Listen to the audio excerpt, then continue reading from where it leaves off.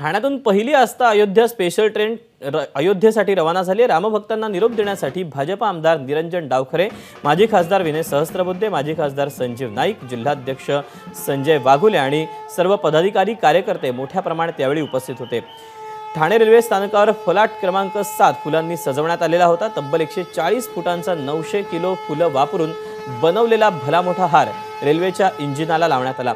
1664 रामभक्त ठाणेहून अयोध्येला प्रभू श्रीरामाच्या दर्शनासाठी रवाना झाले। यावेळेला मोठं उत्साहाचं वातावरण पाहायला मिळालं।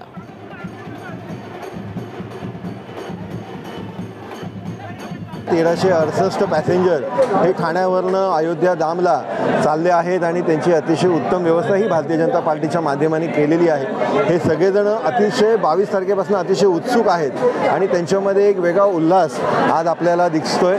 या सगळ्यांची व्यवस्था त्या तिकडे अयोध्या धामला दर्शनापासून ते इकडनं जाऊन तिकडनं परत येईस तोपर्यंतची व्यवस्था ही भारतीय जनता पार्टीच्या माध्यमाने केली आहे। एबीपी माझा, उघडा डोळे बघा नीट।